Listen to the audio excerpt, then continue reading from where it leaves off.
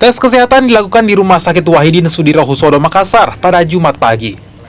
Anies Wirman Sulaiman dan Fatmawati Rusdi menjadi pasangan bakal calon gubernur dan wakil gubernur Sulawesi Selatan yang pertama menjalani tes kesehatan.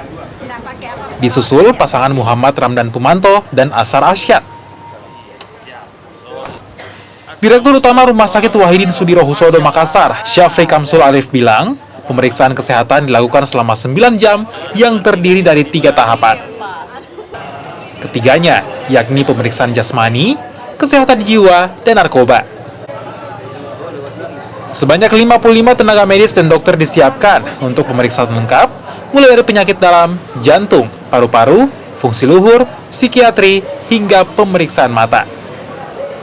Pemeriksaan kesehatan ini sendiri terdiri dari 3 tahapan ya, yang terkait dengan pemeriksaan. Pertama tentunya terkait dengan pemeriksaan jasmani.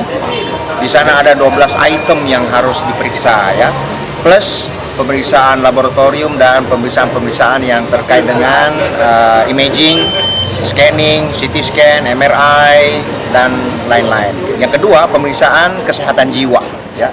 Jadi ini juga salah satu hal yang sangat penting.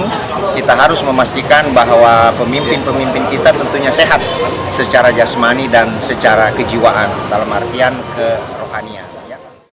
Hasil pemeriksaan kesehatan pasangan bakal calon gubernur dan wakil gubernur Sulawesi Selatan akan diumumkan pada 4 September mendatang. Khusus untuk pemilihan gubernur dan wakil gubernur Provinsi Sulawesi Selatan sudah hadir semua untuk proses pemeriksaan kesehatan. Jadi sebagaimana yang saya sampaikan tadi, dalam Undang-Undang 10 tahun 2016 pasal 7 huruf F dijelaskan bahwa paslon harus mampu secara jasmani dan rohani dan bebas penyalahgunaan narkotika berdasarkan hasil pemeriksaan tim kesehatan secara menyeluruh.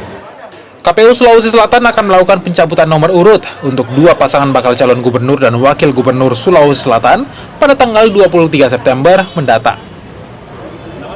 Rama Pratama, Kompas TV, Makassar, Sulawesi Selatan.